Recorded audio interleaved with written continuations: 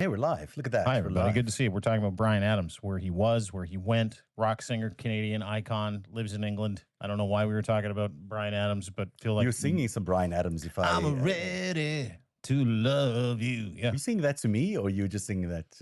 No, I heard it today. I was the only one around, so No. yeah, no, it No, wasn't me. I Okay. heard it today. I was in a drugstore Shucks. getting some new toothbrushes. I need toothbrushes today. Are you an electric toothbrush I was guy going or to a ask you the manual? same. You I'm look a like an manual. electric. I'm Oh, a no. manual toothbrush gotta- guy. Yeah, I like it gotta better. feel it.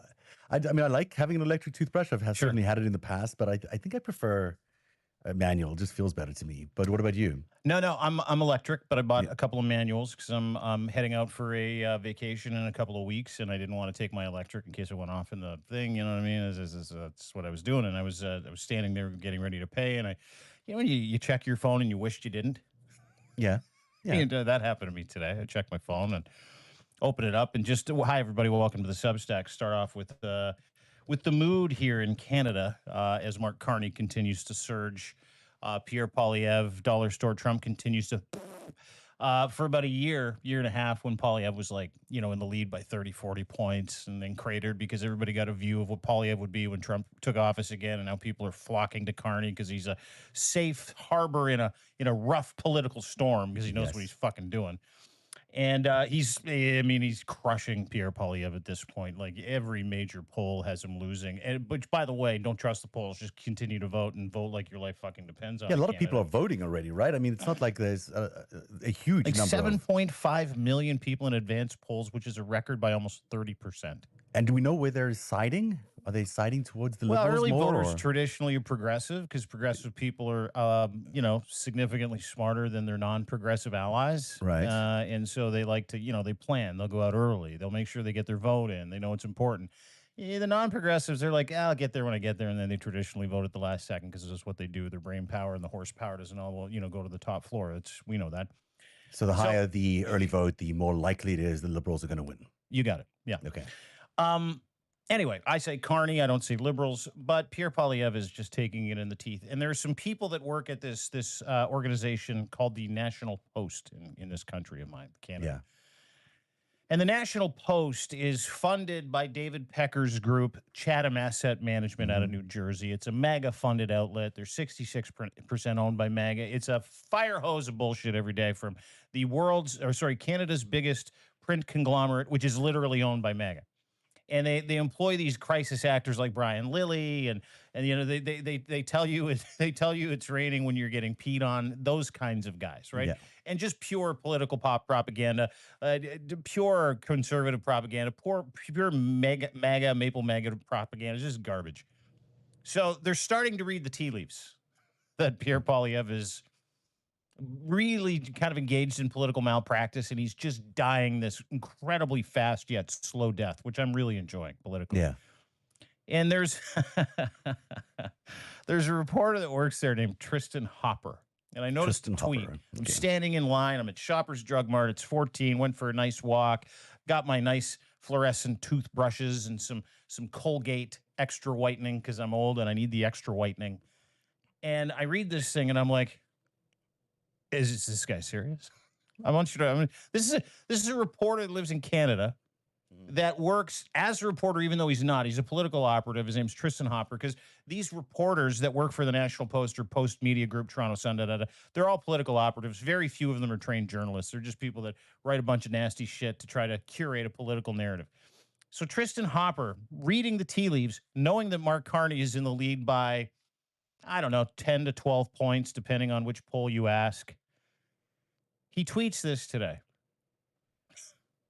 Remember the victim conversation we had yesterday? Yeah. I'm dying to hear this. Tristan said, and I quote, "I've been contacted by a not insubstantial number of people." I love how he leads with that. Not insubstantial. I think it's unsubstantial, but whatever. Who feel like they have no future in Canada anymore. Well, it's always the United States. It's always the United States. Yeah, I'm not done. Yeah. Then he goes, and all for different reasons. To see millions of voters give these people the middle finger is something I don't think I'll ever be able to unsee. Oh my gosh. Are you okay? Are you okay, Dean? Oh, yeah, I think I'll live. But especially with him not here. Yeah. So that's him, Matt Gurney, a bunch of other National Post reporters who really aren't reporters. They just get paid to kind of recycle Pierre Poilievre talking points, mega bullshit, to be the anti-hero, all that other stuff.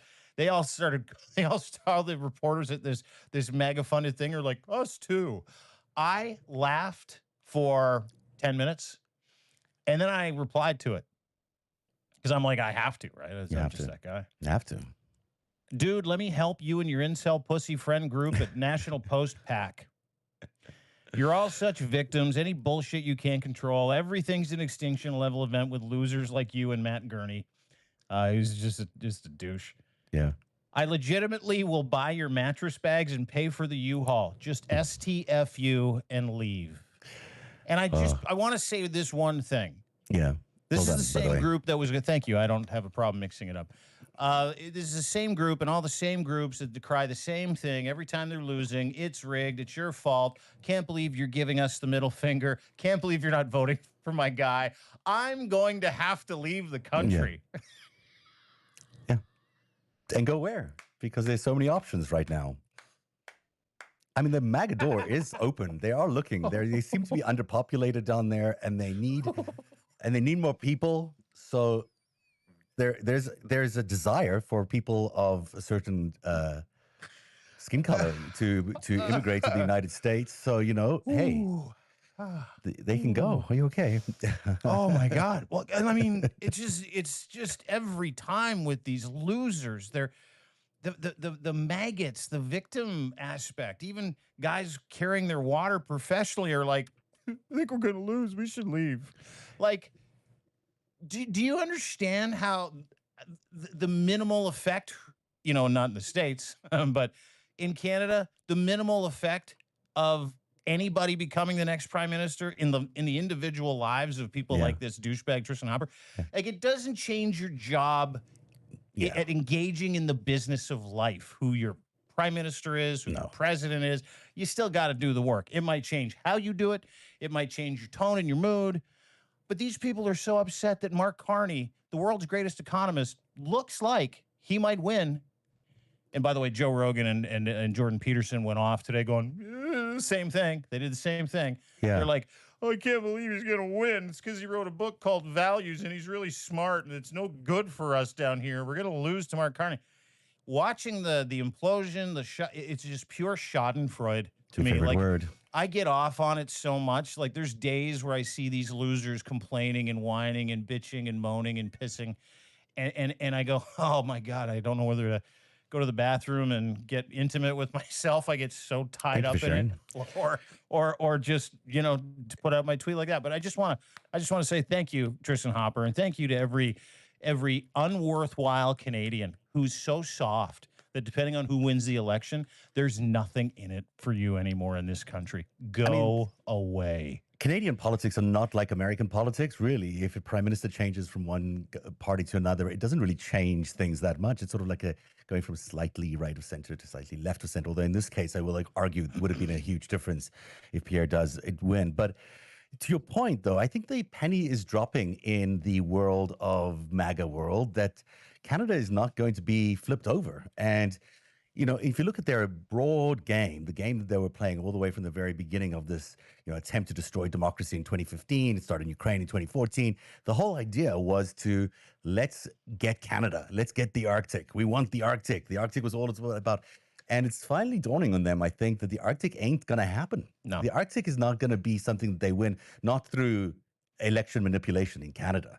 No. They might win it through other means, but certainly in manipulating the electorate in Canada, that's not going to happen, which means this whole effort, which has been about, getting the Arctic for the Chinese and the Russians, well, it's not going to happen now. It looks like. I don't want to count our chickens before they hatch, but, we're a few days away from the election. It does look like Carney is going to win. And if he doesn't, that'll raise lots of questions. But it's dropping, I think, that they've kind of just stepped into this path that's kind of not worth it now. The Canadian buzzsaw? Is that what you're talking about? They stepped into the path of the Canadian buzzsaw? Yeah.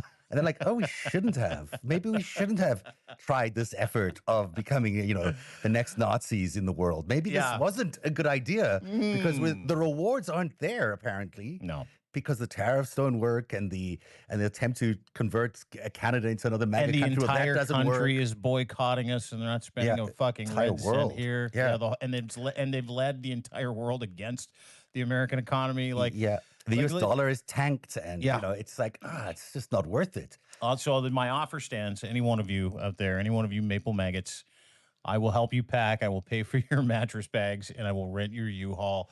Let's get it going. Sorry to start the Substack with a little personal story there, but I had Awesome. to, because the panic is setting in Maple MAGA and MAGA. All the proxies are getting worried. Donald Trump's running around the White House going, is Canada going to cause a Great Depression in the United States? What are we doing? And all the maggots like Jordan Peterson and Joe Rogan, they're eating their words right now going, wait a second. Like Joe Rogan literally said this. He's like, oh, he's smart, is he? Like, they also said, how come Trump couldn't see this coming? Well, it's a good question. How Trump couldn't see this coming? It's a good question. Idiot. That's why. The top 5 stories of the day on the FiveStack, 5:30 every day. Although maybe a new time coming soon. We'll tell you about that towards the end of the show. But let's start off with number 5.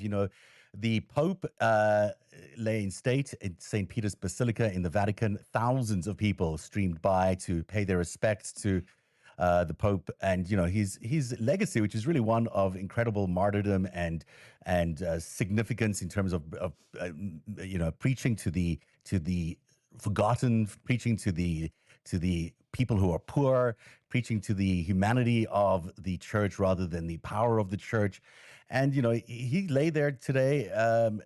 I think 20,000 people maybe showed up today, maybe more. Mm-hmm. There'll be more coming in the next few days. It's great to watch because in some ways you see the impact that he had on so many people around the world. There's so many foreigners there as well. But also he's lying in a wooden casket. He's placed quite low on the ground, so it's not like he's raised above. He can, people look down on him versus up, and there's a lot of symbolism in all of that. Plus, he's in this wooden casket, as I mentioned. That's very, it's just not demure. Yeah, it's just everything that he was, which is a very plain spoken, simple, a humble man who really practiced what he preached. And it was an important symbolic day, I think, for everybody who is going to miss this guy. I think this guy is going to be missed amongst the majority of the church because he's not, I think his ethics and his philosophy is not going to necessarily be continued amongst the future popes. You'd like to think it would, and and I know anytime, I know there's been some bad popes, right? Like the Nazi pope, that guy wasn't great during Hitler's time. Yeah. And the pope that okayed residential schools here in Canada at the turn of the century, that guy wasn't great. Yeah. But this guy was different by all accounts, right? He was an intellectual, he was an academic, but more importantly, he was a servant leader. Which you're seeing this outpouring of emotion from people. There's a video that went around. A little boy was asking him. He said he wanted to ask the Pope a question because his father had recently passed away. His father was the atheist, and he said, "Hey, listen, dude, I just want to know, will I see my dad in heaven?" And hardcore Catholics would have just, if that was an adult, they would have said no. But the Pope basically, according to his own doctrine, probably lied to him. And he said, of course, young man, you're going to see your father in heaven. Don't you worry about a thing. And this little boy was overcome with relief. It was just beautiful. And again, I go back to the stories of him washing feet. But then I started to think about the outpouring of grief because he was a human who treated humans as human beings. And then I started thinking, I wonder what'll happen when Trump dies. Like, I wonder what'll happen when he passes, and if there's going to be the outpouring of emotion that he was some kind of man of the people. Because when you die, that's really the true testament to how you lived, right? It's, how many people show up to your funeral, what they say about you when you're gone. Because you're gone, you're not supposed to speak ill of the dead, depending on who the dead person is. I might. But that's really the true test. And that's how you've lived a good life if you're a person of character, et cetera, et cetera. But I have a feeling that, a guy like Donald Trump, should he pass away, even in this term or the next term, obviously he's going to try and run for a third. I don't know if he'll make it to the end of this one, that there would be this relief, this celebration. And I have a feeling he would be buried in a place that was, not of any note. I have a feeling that whoever the current the next president might be, depending on if he was a Trump guy or not, might make a big deal out of it. But that entire country, 300 plus million people, would celebrate if that man died. Mm. Oh yeah. They would throw a party. They would rage for a week, knowing that the guy that tried to kill immigrants, send immigrants out of the country, hurt old people. Today, Donald Trump decided that, or yesterday decided that he was going to start that task force to end anti-Christian bias. Sent out an email It's coming telling up. employees to, yeah, we'll get to that. I mean, just all the terrible things that man is. And then you look at the outpouring of emotion where the death of a real world leader, he's a spiritual world leader, but the Pope is a world leader, and the grief and the outpouring of emotion because how he treated people. I mean, those are two very, very different examples. But it got me thinking today, Zeb, watching people walk by the Pope for I, sure. I like that you've drawn that contrast because I think that there is such a unique difference between the Christianity that Pope Francis embodied, which was one of service and one of charity and one of really preaching to the masses, the people, and not the power of the church.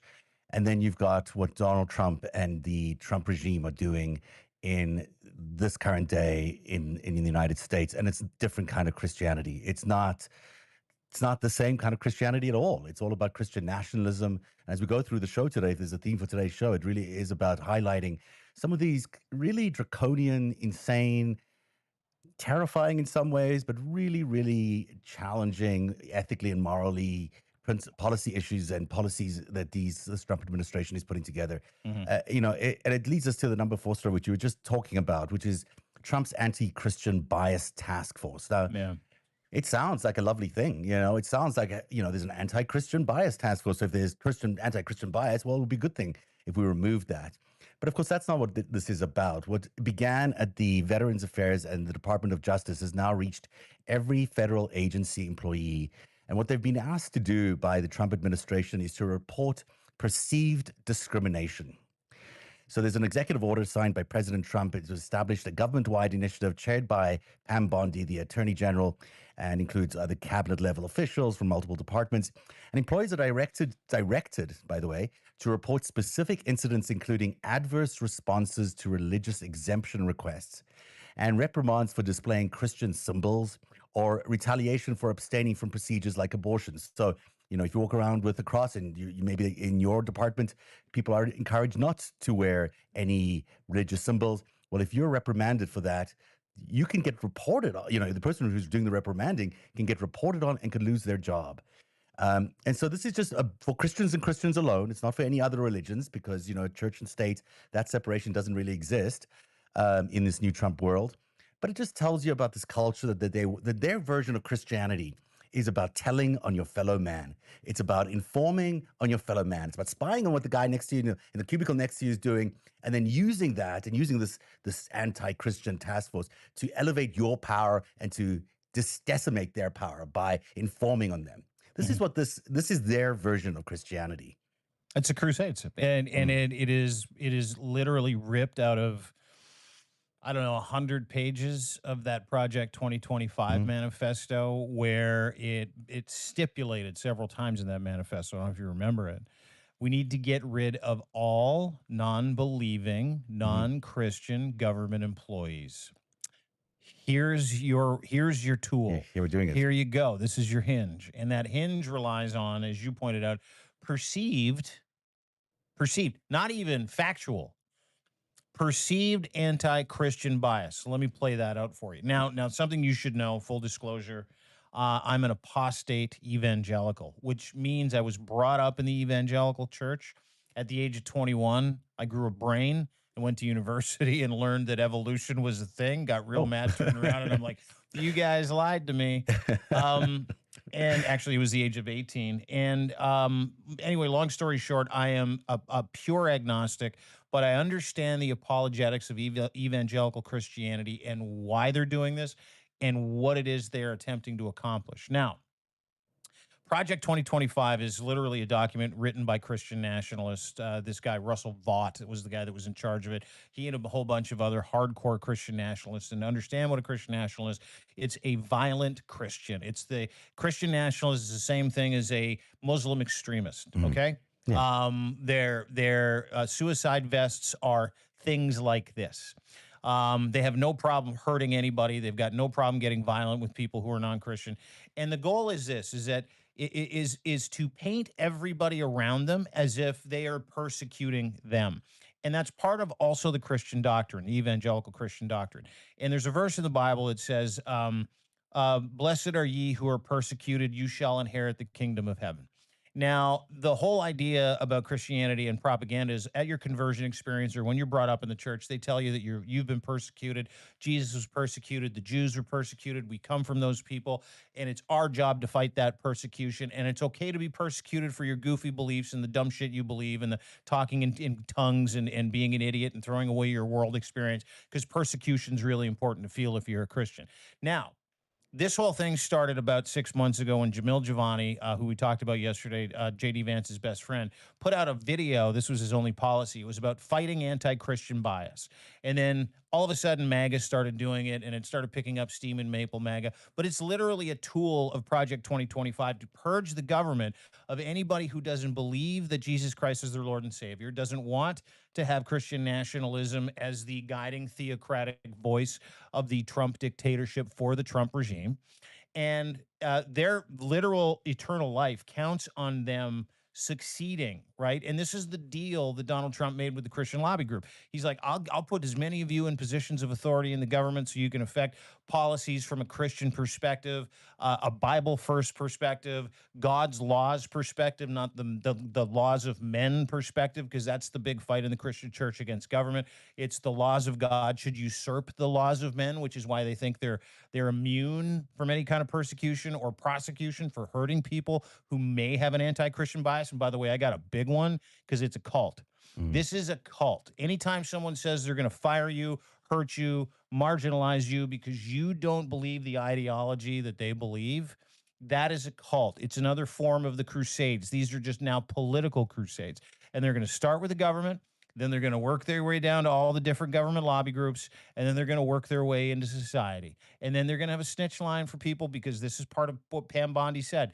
The snitch line for people in the government. They're also going to encourage citizens to rat out or root out anti-Christian bias. So all it is like a snitch line where you can report your neighbor for saying, I don't like Christians, or Sunday school sucks, or evangelicism is a cult, which it is. Every man-made religion is a cult. They all started as religions, but they are all cults. They all fit that denomination. They all fit that perspective.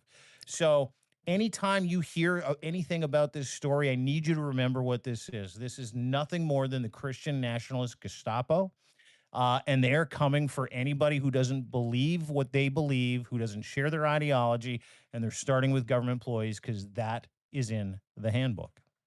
That is so well said. And, we should remind people, of course, that Jesus Christ, he might be their Lord and Savior, but the Jesus Christ that actually began this religion would never have agreed to anything like this, was in fact a revolutionary against a corrupt Russian state, Roman state. At that time, Jesus Christ was considered a revolutionary. That's why he died. So anyone who's declaring him as their Lord and Savior and their guide in all of this is just preaching nonsense to you. What they've done now is taken Christianity, the kind of Christianity that we talked about in the beginning of the show with Pope Francis, and turned it into a means to acquire power by basically taking all the white people, because let's be honest, it's about white people, and declaring them as sort of the special descendants of Jesus Christ and the adherents to Jesus Christ's law, and therefore they have permission to basically discriminate against everybody else, to spy on everybody else, to report on everybody else, and to basically frame anybody they want to with a declaration that they're anti-Christian because they can. Because they've been declared that power.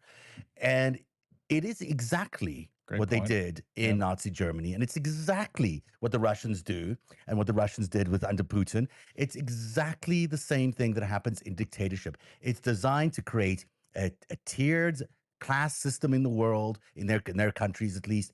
and then also strike complete fear into the hearts of anybody who doesn't agree with the regime. It absolutely does that. And the minute you're worried about your neighbor, your colleague, your friend, your whatever, being able to just pick up a phone and say, hey, well, that guy's, I don't know, he might not be Christian enough. That is when society starts to crumble, because you lose free speech, you lose the ability to politically operate, you lose the opportunity to vote, because people are scared to vote in a certain way. Ultimately, it starts breaking apart democracy, and everything that we've held dear in American society is being torn apart by these small little measures, but every single one of them is going to lead to the death of destruction. Yeah, and this isn't a small measure. This is a big fucking measure. This is literally having people having a snitch line and having a through line for anybody that doesn't like what somebody said, any Christian who hates a Democrat, any evangelical nutbag or extremist who doesn't like the way that their Muslim neighbor eats their food at lunch. Who's got maybe a picture of, maybe a Buddhist who's got a picture of Buddha at their work stall. This is how crazy evangelical nutbags are, because they're all victims as well, right? They're intimidated by everything. They don't read any apostate information, any secular information. They read the Bible. They're in this silo of like literal propaganda 100% of the time. And so the resentment that lives with people that are in that faith is enormous, because they've been told, they've been persecuted their whole lives. They came for Jesus, they'll come for you again. I mean, the rhetoric in the evangelical church and the hellfire and brimstone is truly spectacular. They've done an incredible job, and it is why the Catholics killed indigenous people here in Canada and the United States. It is why the Nazis carried out their war crimes. More people on this planet, more human beings on this planet in the last 2,000 years have been murdered in the name of Christianity than any other religion that has ever existed. Whether it was the Crusades, whether it was World War II, whether it was World War I, it doesn't matter. More Christians have murdered more people in the name of Jesus than any other religion, and they use it as a pretext to war, saying, hey, listen, they're coming for us in our religion. We got to go. I mean, look at the Middle East. You've got two warring factions in the Middle East between Jewish people and Muslim people who have literally been horse-collared by their faith that says, if you do this, you're going to live forever. If you fight for us and die for us, you're going to live forever. Religion is literally the most important vanguard for any war when you're bringing together a group of hopeless people to fight for you for free. And that is the dangerous part of what's going on in America. That announcement yesterday, which was largely under the radar, was one of the most dangerous, scary days that I can remember, as anybody that pays attention to this kind of news who came from that evangelical faith, and is a warning to everybody. Fight back. I don't know how you fight back. I don't know if you just all decide to, spread your anti-Christian bias at the same time, because what are they going to do? Put 300 million people in jail? But I think they should start, call the snitch line on Pam Bondi and on Donald Trump for their anti-Christian bias, because this is against Christianity, and this is against what real Christianity is about and what the values of a democracy have all been about. The reality of this, of the American Constitution, and why it's so beautiful, is that it is meant to be a separation of church and state. And instead of making this a defense of people being against religious discrimination or supporting every religion equally, what they're doing is they're turning it into a blood sport so they can turn Christianity into a way to fire people who don't agree with them inside the government. And that's going to spread throughout society. So they're misusing the religion, they're misusing the Constitution, and they're basically turning it into a bloodletting, a pogrom, basically, that's going to be firing anyone who's slightly liberal, or might have different religious backgrounds, or might have just different views than this Aryan nation that they're trying to build. They're going to get fired, and everybody else is going to keep their jobs because they can. They'll just be able to call the snitch line. It really is depressing, and you're right to call it one of the most important stories around that has flown under the radar and needs to be. People need to really amplify their distress around this thing, but. Just to follow on that, the number 3 story of the day, just to take it to a whole other absurd level, the Trump administration is proposing a $5,000 baby bonus for women to have babies. They're also proposing something called the Medal of Motherhood, for women with 6+ children. So if you have more than 6 children, they say this is because the U.S. fertility rate has reached historic lows with a 20% drop since 2007. Yeah. Total births declining to 3.59 million, the lowest level since 1979. Beyond a baby bonus, the proposal includes the National Medal of Motherhood, reserving 30% of Fulbright scholarships for married applicants or parents and enhanced child credits. Now, this may sound familiar because... Yeah, I was going to say this sounds eerily familiar, does it not? It is eerily familiar because in Nazi Germany, they had something called the Cross of Honor of the German Mother, and in Stalin's Soviet Union, they had something called the Order of Maternal Glory. Not having children or having fewer children is becoming more socially acceptable, experts note, as economic concerns, delays family formation, and changing social attitudes drive the trend. This is according to ABC News. But this is not really about, this is not about that. This is about the Aryan nation. This is about rewarding people to have more white kids, white babies, religious Christian babies that can be, grown up in traditional Christian households. This is a great replacement answer. That's what that is, right? Yes. While they're deporting a whole bunch of people, by the way. While they're forcibly deporting, because the birth rate's declining and population's declining. Let's deport a bunch of people, and then we'll have to give our Fulbright scholarships to women to have kids because we're not having enough kids. This is where we're at. Yeah, I mean, history's such a great teacher. Right. When this is unbelievable. Mm-hmm. What's the medal called? The Medal of Motherhood. The Medal of Motherhood. Motherhood, yeah. And this $5,000 bonus and Medal of Motherhood is only available to mothers that pop out 6 kids. Is that correct? That's the Medal of Motherhood is for women who have 6+ children. 6+ children. But nobody does that anymore. Only a fucking moron or a Mormon or a Catholic does that. But anyway, go ahead. It's like, or you can get a $5,000 baby bonus every time you have a baby if you're a woman. So you get the little bonus, and I guess that's either tax credits or I don't know how they plan on instituting it. It's not the first time people have done this to build their population sizes, but in the midst of deporting 2 million people, whatever their intention is. Well, they're going to have to replace all that cheap labor with child labor, right? Like Florida's trying to change their child labor laws to get people to work at the age of 10 because they're losing a whole bunch of fruit pickers. No, exactly. I'm not being racist, it's just the truth. That's what they're doing. That's what they're doing. They're doing it. So they're like, hey, we're going to have to replace this workforce. We better get women banging, and we better get them pregnant, and we better incentivize them. But 6 kids for $5,000.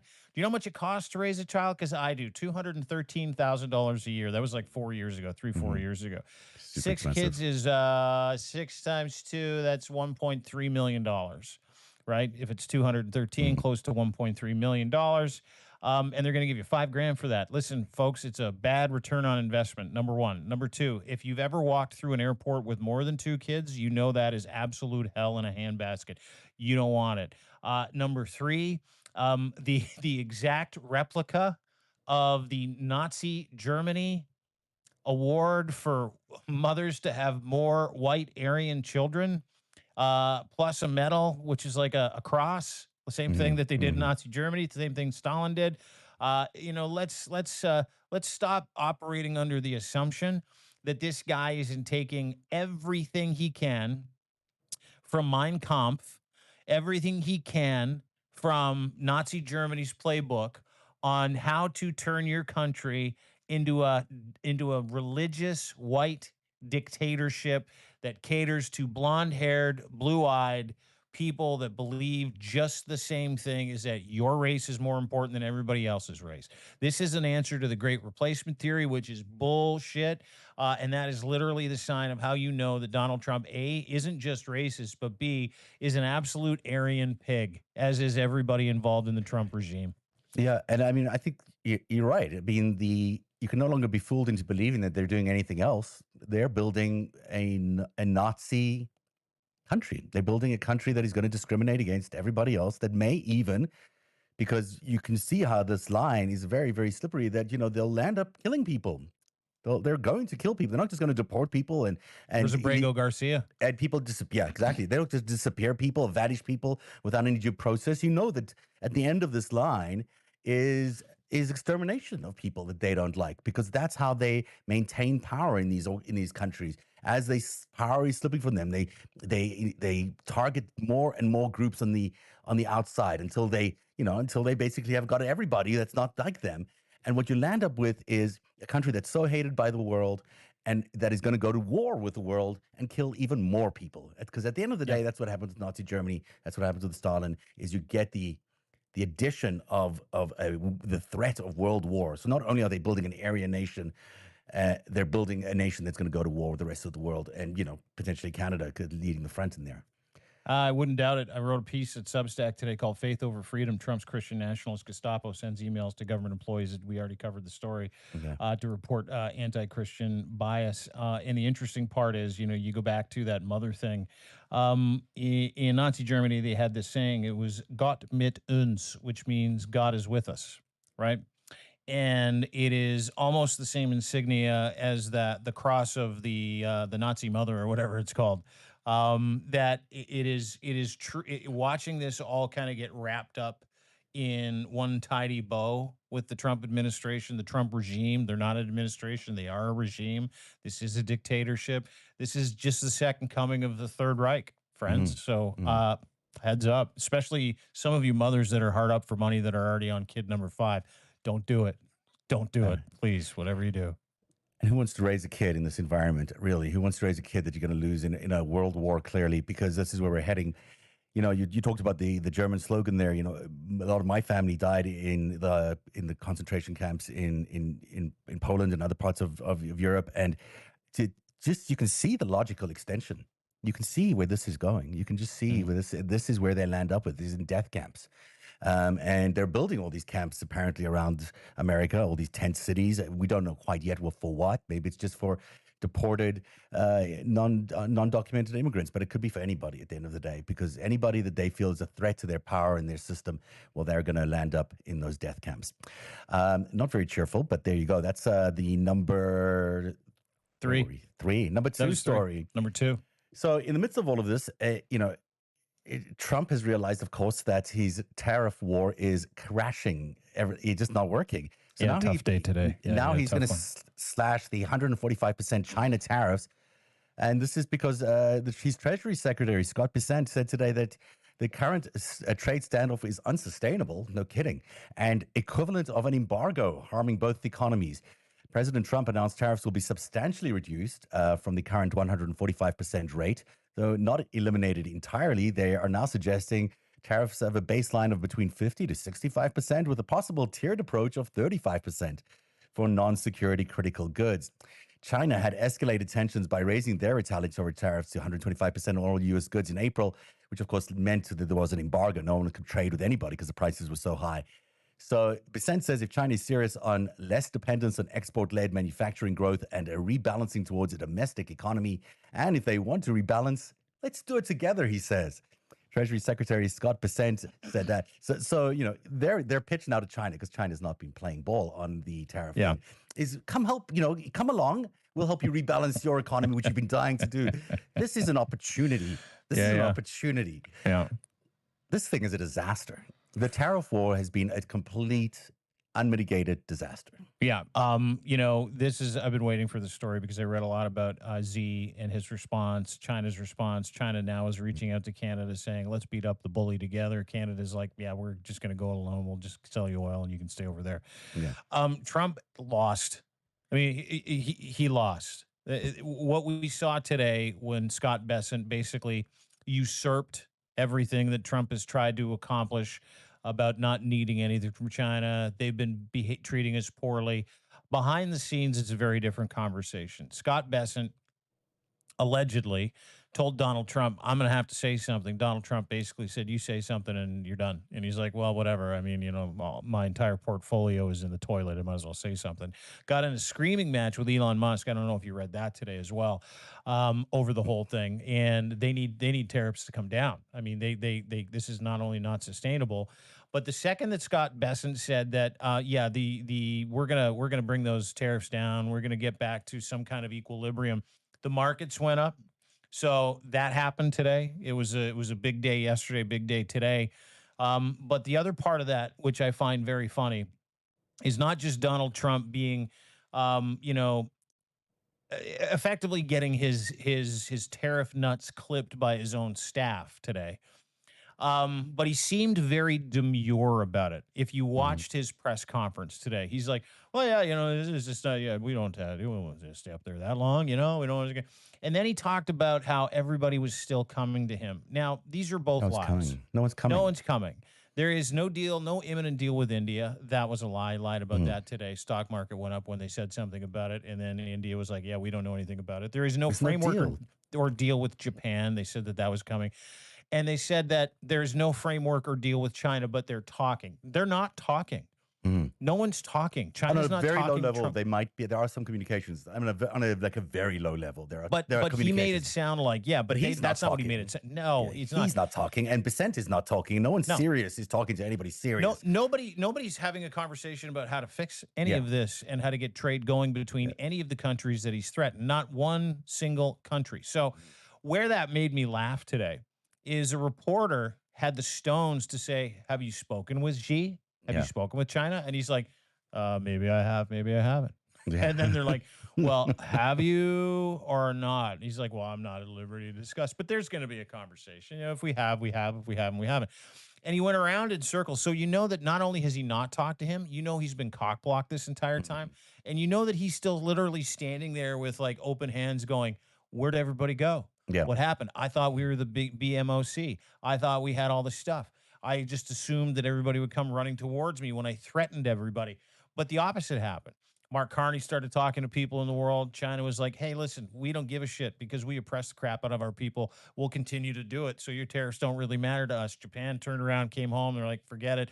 Keir Starmer called Mark Carney, and he's like, "What are you doing?" He goes, "We're doing this because I know the man and I know the people that work with him, and the only way to do it is to stand up with him." So Keir Starmer's mind changed. France hasn't changed their mind. Ukraine hasn't changed their mind. They got rebuked again today where they told Donald Trump he could take his stupid peace plan and shove it. He's got nothing. He's got nobody. He's standing at the altar by himself. He's literally swaying back and forth, waiting for whatever country bride to walk down the aisle. And they're still playing piano music. Like it's been going on for days. It's been going on for weeks. So everything that he said is a lie. And it seems to be that those lies are starting to not only catch up with him, but they're trying to smooth those lies over for him to try to make him not look so bad when the whole thing implodes, because it's imploding as we speak, Zev. It's a disaster, and the economy is imploding. It's not just his policy. The entire economy is collapsing, and the U.S. dollar is not going to recover from the losses it's making right now, and that is not a good thing for anybody. There's a new poll out this evening, by the way, that 15% of young people in the U.S. say the U.S. is on the wrong track. So 50% say they see it as on the right track under Trump, which means 85% see it as on the wrong track. That is so high, it's unbelievable. This is a government devoid of any support. It does not have a mandate. It does not have anybody out there. Even the most rabid young religious right people are no longer in his court anymore. The emperor literally has no clothes. We can see everything, and he's a loser who's tanked the economy, who's got no ideology, who's got no policy, who's just there throwing shit at the wall and hoping something sticks. And in the process, real people are getting hurt, real people are getting deported, and the economy is tanking. And this is where we're at. This is where we've landed up with this under this. And what does he do today? He goes around the White House lawn to figure out where he's going to erect a 100-foot flagpole, because that is the important business of his day. Is where we're going to put this giant flagpole that I can show. That's what he did. Yeah. That's what he did today. two giant flagpoles. A site survey for 2 new flagpoles. Yeah, sweet. Yeah. Walking around the White House lawn like it's got nothing better to do. The economy is tanking, and he's going around. Hey, let me get a flagpole erected here, because this is it. This is where the Trump administration is at right now. Maybe he misses all those boners he used to get. Maybe that's it. He needs to erect 2 flagpoles. I miss those days. 100-foot flagpole. Oh, he's compensating, right? You've heard the stories. You've heard the stories. Of course. It's like a small cremini mushroom on a beanbag chair. On a hairy beanbag chair. Yeah, was it a testimony? I think it was testimony. I think Stormy Daniels revealed it at some point in actual court testimony under oath. No, she did. She said it was like a little mushroom buried in the hedges. Yeah, I think that's what she said. Basically, in the red hedges. Now he'll have 200-foot giant. People in the massive. comments are throwing up in their emoji mouths right now. Sorry, guys. I apologize. We won't do that again. We won't do that again. The number one story today is another shocking, today at the so-called negotiations between Trump and Zelensky, patience was running very, very thin, especially after the Americans presented this idea that they would let Russia take Crimea. Zelensky acknowledged the emotions ran high, he said in the meeting, which is probably an understatement for what really happened. He said to Reuters that, and he said that he in talks said to the Trump administration representatives that he was always acting in accordance with its constitution, and obviously rejected the Russian control of Crimea as inflammatory. This is, what he also did, by the way? No. He pointed to a 2018 statement by Mike Pompeo, who is the former Secretary of State under Trump in Trump's first administration, which basically called on Russia to end the Crimea occupation because it was against world law, world rules and everything that you'd imagine that a typical U.S. Secretary of State would say about the occupation of Crimea. So he pointed at his own previous policy, at the Trump administration's first-term policy, to say, but you guys said it was really illegal to have the Russians take over Crimea, and that's when I think the Secretary of State walked out. There was just the negotiations before they even started. They sort of fell into disarray, and today there were 5 nations there, which is a good thing to have 5 nations. Yeah. But at the end of the day, America has lost its moral fiber, has lost its opportunity here, to really have a say in how this ends and to negotiate a really just end to this war. In fact, they've screwed it up. Well, shocker. I mean, you surround yourself with village idiots and a real estate guy out of New York to negotiate the end of a barbaric war that's been going on for 3 years, being fought by your new ally, and you've turned coat on your old ally. Zelensky rejected Trump's regime ultimatum. As you pointed out, he said, and I quote, "There's nothing to discuss. Crimea, giving you our land, giving you our minerals, part of the deal was that they would give Zaporizhzhia power plant as well to the United States. They'd let them run it and they'd share in the revenue that they created, because Zaporizhzhia is the biggest nuclear power plant in Europe, supplies power to so many different countries, as well as a minerals deal. And so Zelensky said, and I quote, "There's nothing to discuss. This lies outside our constitution. This is our territory, the land of the Ukrainian people. This will not happen." We talked about it yesterday. Trump can pretend he's negotiating with Russia all he wants over Ukraine's future. It doesn't matter. Like, none of those things matter. It was a pipe dream. And Putin, of course, agreed to it because he got Crimea, all his land, and he got a chance to stop killing Ukrainians. Even Putin rejected the proposal today. No one agreed to it. It was just a stupid proposal for different reasons. But the idea is just nobody even thinks that Trump has a possibility of negotiating anything here. He's just the emperor, has no clothes. He has no value, and he's not a deal maker. You're finding that out now, people. That war was supposed to end on day 1 with a phone call. It's been 3 months, and now the Trump regime is going, we might just have to walk away. These 2 people don't know what they're doing. It's like, no, you don't know what you're doing. And my advice to Vladimir Zelensky, and I'll read you what Trump put out on his Truth Social tweet about Zelensky and Russia. It's if you didn't know he was a Russian asset, now wait for this.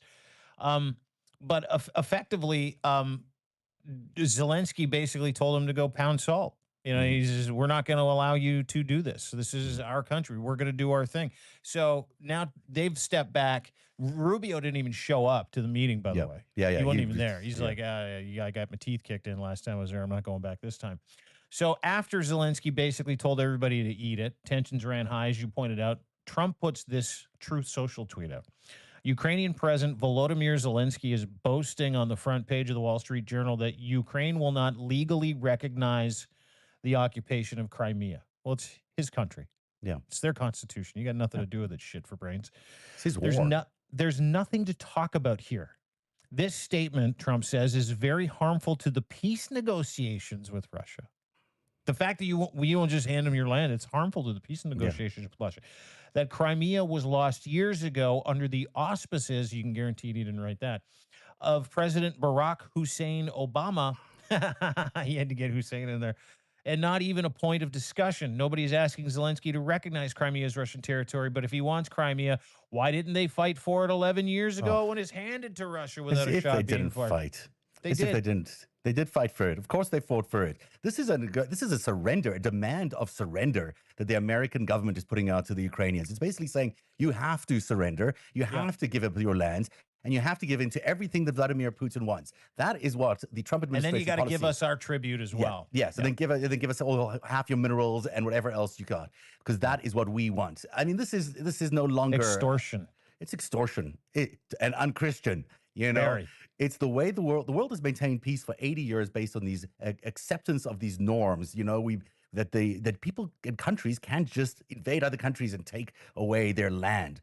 And the Trump administration, with this threat to surrender, this like, you guys have to surrender, this ultimatum, is basically saying that they will squander the 80 years of peace that we've had because they want it to be okay for countries to invade other countries so they can take them over. You know, taking us back to Canada and the 51st state and Greenland and all these other things.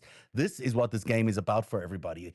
And it is, you know, everybody's best interest that this Trump administration does not do any of this, that there is no successful surrender, that there is nothing that the Zelensky government gives up, and that Zelensky stays firm in rejecting everything that Donald Trump is proposing.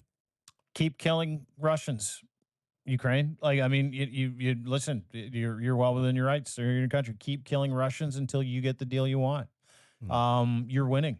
You're literally winning. The free world is lined up behind you. The free world is lined up behind Ukraine. The free world has abandoned America. The free world has abandoned Putin. The free world has abandoned Xi.